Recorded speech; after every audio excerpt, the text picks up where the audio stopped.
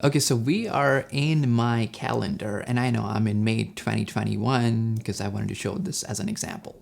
So the first thing I want to do is I want to click this little wrench icon, hit settings on your calendar.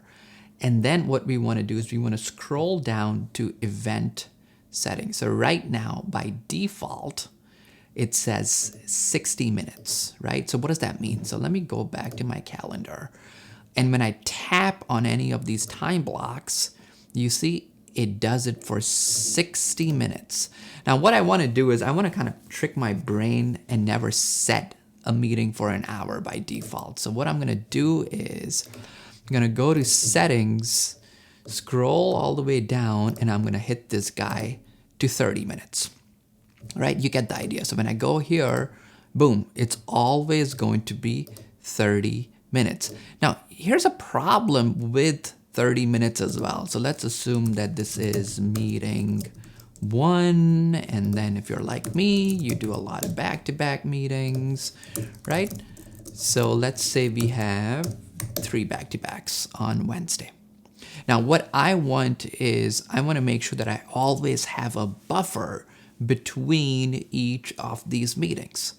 So what I'm going to do is I'm going to go back to my settings tab, scroll down, and I'm going to hit this guy, Speedy Meetings. Boom. You see what just happened? If I uncheck this, it's 30. If I check this, it's 25 minutes. And what Speedy Meetings will do is it's going to end 30-minute meetings 5 minutes early, and longer meetings 10 minutes early.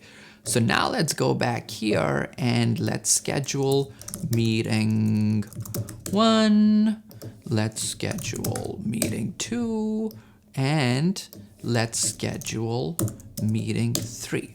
Now I know you can't see the space here, but if I click it, boom, 10 to 25. And then you get a little break, 10:30 to 10:55. And then remember, this is an hour-long meeting, so it cut it short by 10 minutes. So now you have a little 10-minute break between these meetings as well. So this works really well because by default, you've moved from 60 to 30, right? That's the first thing you've done. And then you've shrunk a 30-minute meeting to 25, and you've shrunk an hour-long meeting to 50 minutes. Okay, that's great. But now what we want to do is we want to work with time zones, because if you're like me, you might have customers, or you might have people all over the world or all over the US. So what we can do is let's make Gmail work a little hard for us. So we go into settings, and then what I want to do is let's just assume you have a lot of customers in New York. So number one, what we're going to do is we're going to hit our secondary time zone right here. I'm in Chicago, right? And then let's say, in fact, instead of New York, let's just pick UK because I have a couple of people there. So let's click on UK time. And in the label, I'm going to hit home. And here, I'm going to hit UK, right?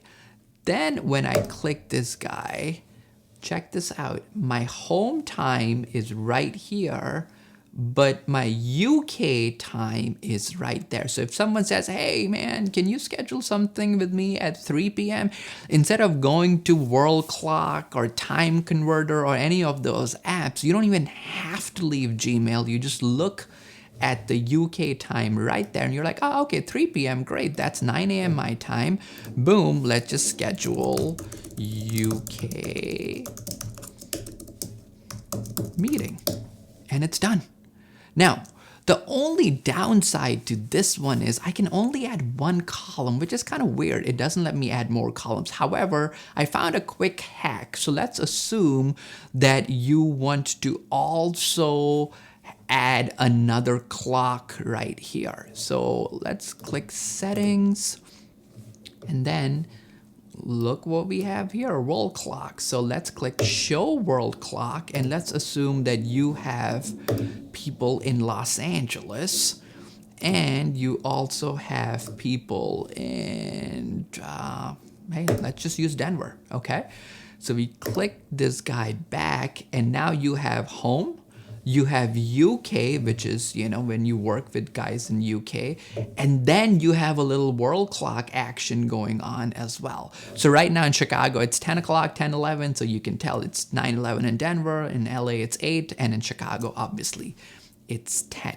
Now, the reason why I'm showing you these 3 specific tactics is because no one pays attention, right?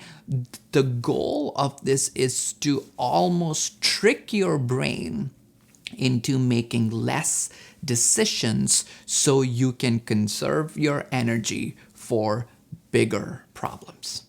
Okay, I hope you like this. I will see you guys next week. Thanks. Bye.